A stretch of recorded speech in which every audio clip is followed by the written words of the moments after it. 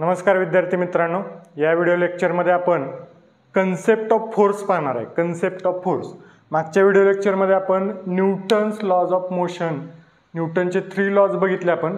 Newton's first law of motion, Newton's second law of motion and Newton's third law of motion. त्या 3 न्यूटनच्या लॉजवरूनच force of concept of force आपल्याला त्याच्याविषयी माहिती मिळते. बघूया concept of force. Concept of force. आता फोर्स म्हणजे काय पाहण्याआधी मी एक एक्झाम्पल घेतो. सपोज अशी एक बॉडी आहे आणि ती या सरफेसवर रेस्ट कंडिशनमध्ये आहे. या बॉडीची स्टेट काय आहे? रेस्ट स्टेट आहे. आता सपोज या बॉडीची स्टेट जर मला चेंज करायची असेल तर काय करावं लागेल? समथिंग मला त्या बॉडीवर ॲप्लाय करावं लागेल. म्हणजे एकतर मला बॉडी पुल करावी लागेल किंवा इकडून पुश करावी लागेल. म्हणजे समथिंग मला ॲप्लाय करावं लागेल. या बॉडीची स्टेट चेंज करायची असेल तर मला समथिंग ॲप्लाय करावं लागेल. याला आपण समथिंग असं म्हणू.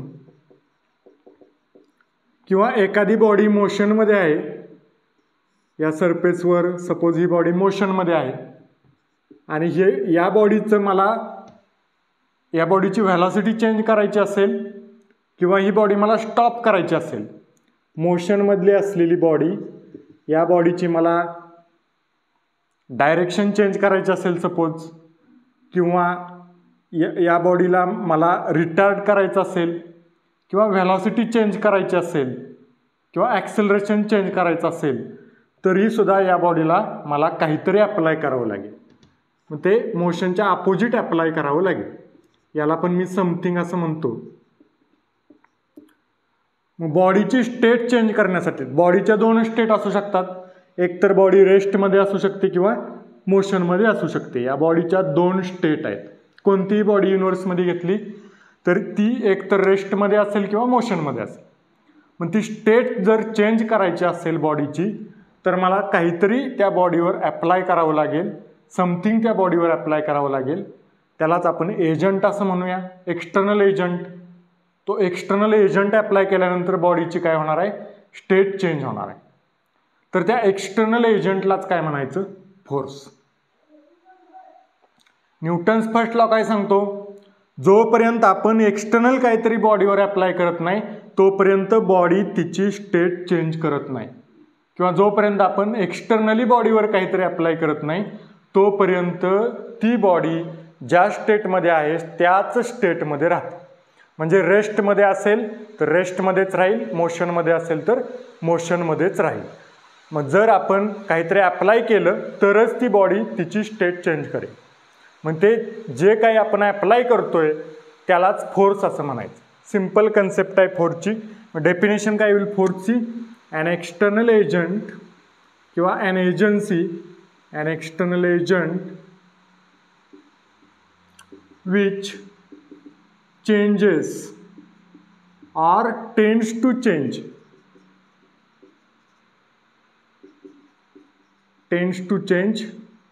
the state of body is called as force. State of body यालाच म्हणायचं force. An external agent which changes or tends to change म्हणजे चेंज करतो किंवा चेंज करायला आणतो, तिथपर्यंत आणतो, त्या एजंटला काय म्हणायचं? फोर्स. सिम्पल कन्सेप्ट आहे फोर्स. ही डेफिनेशन आपल्याला न्यूटन्स फर्स्ट लॉ ऑफ मोशनमधून मिळाली. आता फोर्सचा फॉर्म्युला काय आहे? तो कॅल्क्युलेट कसा करायचा? फोर्स एखाद्या बॉडीवर आपण ॲप्लाय केला फोर्स, तो कॅल्क्युलेट कसा करायचा? तर त्यासाठी फॉर्म्युला, त्यासाठी न्यूटन्स सेकंड लॉ आपल्याला उपयोगी पडतो. So from Newton's second law of motion, from Newton's second law of motion. Newton second law मागच्या लेक्चरमध्ये आपण एका व्हिडिओमध्ये न्यूटन्स लॉज बघितलेत. त्यामध्ये आपण हा लॉ डिराईव्ह केलेला आहे, त्याचं मॅथमॅटिकल एक्सप्रेशन. त्या लॉवरून मी डायरेक्ट घेतो. From Newton's second law of motion काय सांगतो Newton's law? This external agent or external agency which is applied on body is directly proportional to the rate of change of momentum. या फोर्समुळे या बॉडीला काही momentum येत असेल, म्हणजे काही मोशन येत असेल, तर मेजर ऑफ मोशन म्हणजेच काय, मोमेंटम आहे. मोमेंटम काय असतं, मास इंटू व्हेलॉसिटी. मग तो जो या एजंटमुळे तयार झालेला मोमेंटम आहे त्यात किती चेंज होतोय पर युनिट टाइम, तो डायरेक्टली प्रोपोर्शनल असतो फोर्सला. लॉ काय सांगतो, force is directly proportional to the rate of change of momentum. Momentum आपण डिराईव्ह केलेला mass into acceleration. Change in velocity with respect to time म्हणजे ॲक्सेलरेशन असं घेतलेलं. Force is directly proportional to m into a. So for 1 kg mass and 1 meter per second square acceleration, हा force काय असतो, 1 Newton असतो. म्हणून हे जर प्रोपोर्शनॅलिटी साईन जर आपल्याला घालवायचं असेल तर या सगळ्याच्या व्हॅल्यू 1 घ्यायच्या आणि जो कॉन्स्टंट येईल F is equal to K into ma. मग Fच्या जागेवर 1 न्यूटन टाकायची व्हॅल्यू, मास 1 kg घेतलंय आपण, acceleration 1 metre per second square घेतलंय, तर त्यावेळी कॉन्स्टंट येतो 1. मी कॉन्स्टंटची व्हॅल्यू 1 टाकली की फोर्सचा फॉर्म्युला आला mass into acceleration. Right, mass into acceleration. आता याचं SI युनिट काय, फोर्सचं SI unit F is equal to आहे मास इंटू ॲक्सेलरेशन. मासचं SI युनिट काय आहे, kg. मास kg मध्ये मेजर करतो आपण. ॲक्सेलरेशन आपण मीटर पर सेकंड स्क्वेअरमध्ये मेजर करतो. सो फोर्सचं युनिट काय झालं, kg metre per second square. हे मासचं MKS युनिट आहे. आणि या kg मीटर पर सेकंड स्क्वेअरलाच आपण SI मध्ये न्यूटन असं दिलेलं आहे. कारण फोर्सचं सगळं काय असेल त्याचं स्टडी कुणी केलेलं आहे, मेन न्यूटननं केलं आहे, त्यामुळं त्या युनिटला न्यूटन असं नाव दिलं. सो 1 न्यूटन म्हणजे काय असते, 1 newton is equal to 1 kg metre per second square. आता 1 किलो न्यूटन काय असते, 10⁻³ newton per 10⁻³ newton. Then 1 mega newton काय असणार आहे, 10⁻⁶ न्यूटन. 10⁻³ न मल्टिप्लाय करत जायचं. गिगा न्यूटनला अजून 10⁻³ न मल्टिप्लाय करायचं, 10⁻⁹ न्यूटन होईल. ओके, तर हे फोर्सचं SI युनिट आहे. आता आपण फोर्सच्या कॅरेक्टरिस्टिक्स बघू. कॅरेक्टरिस्टिक्स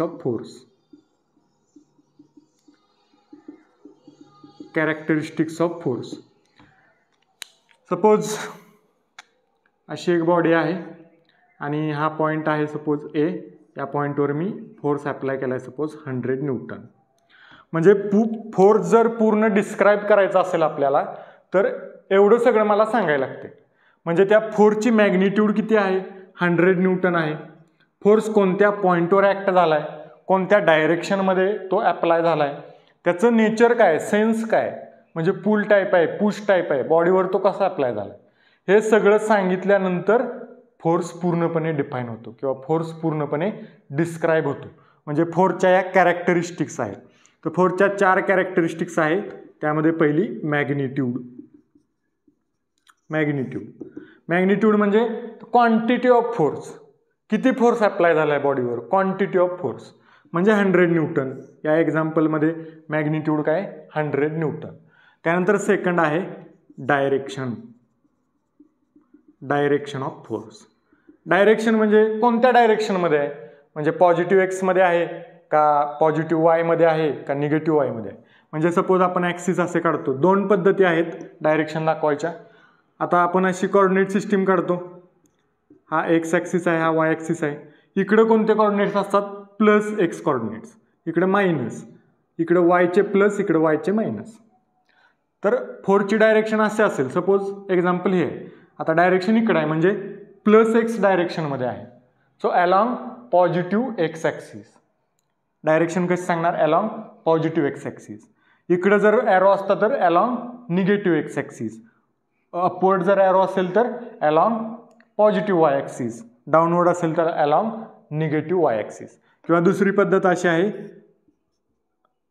न्यूज, म्हणजे along north, along east, along west आणि अलॉंग साऊथ, असं पण आपण फोर्सची डायरेक्शन डिस्क्राईब करू शकतो किंवा सांगू शकतो. त्यानंतर तिसरी कॅरेक्टरिस्टिक आहे point of application. Point of application,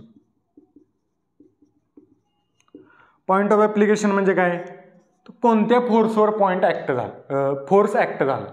मग इथं पॉईंट ऑफ ॲप्लिकेशन काय आहे, ए, म्हणजे point on which force is acting, त्या पॉईंटला म्हणायचं पॉईंट ऑफ ॲप्लिकेशन. इथं ए पॉईंट हा पॉईंट ऑफ ॲप्लिकेशन आहे. त्यानंतर आहे चौथी characteristic sense or nature. Nature or sense, nature or sense म्हणजे त्याचं नेचर काय, पुल टाईपचं आहे का पुश टाईपचं आहे. नेचरचे दोन टाईप आहेत, पुल और पुश. पुल और पुश. या एक्झाम्पलमध्ये बघितलं तर फोर्स कसा आहे, पुश टाईप आहे. बॉडीला तो पुश करतोय. जर इथं फोर्स असता तर तो पुल टाईप, बॉडीला तो पुल करेल. आणि ही लाईन ऑफ ॲक्शन, याला म्हणायचं लाईन ऑफ ॲक्शन. या लाईनमध्ये फोर्स आपण कोणत्याही पॉईंटला त्या बॉडीवर ॲक्ट करू शकतो. लॉ ऑफ ट्रान्समिसिबिलिटी तो पण आपण एका व्हिडिओमध्ये बघितलेला आहे. ओके, तर अशा पद्धतीनं कॅरेक्टरिस्टिक्स आहेत फोर्सच्या. आता या कन्सेप्टमधला last point, effects of force. Effects of force. Force बॉडीवर ॲक्ट झाल्यानंतर बॉडीवर कोणते कोणते इफेक्ट होऊ शकतात, इफेक्ट्स ऑफ फोर्स. आता आपण अशी एक्सटर्नल एजन्सी कन्सिडर करतोय. फोर्सचे टाईप आहेत contact type, non contact type. Contact टाईपमध्ये या टाईपचे फोर्स बॉडीवर डायरेक्टली ॲक्ट होत आहेत. नॉन कॉन्टॅक्ट टाईपमध्ये कोणते फोर्स येतात, सपोज मॅग्नेटिक फोर्स आहे, इलेक्ट्रोमॅग्नेटिक फोर्स किंवा ग्रॅव्हिटी फोर्स.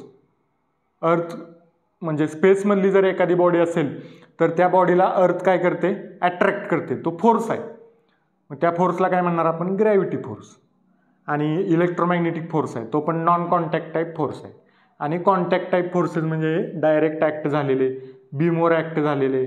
आपण ग्राउंडवर उभं राहिलं तर आपला फोर्स ॲक्ट झालेला आहे ग्राउंडवर, त्या फोर्सला काय म्हणायचं, डायरेक्ट कॉन्टॅक्ट टाईप फोर्स.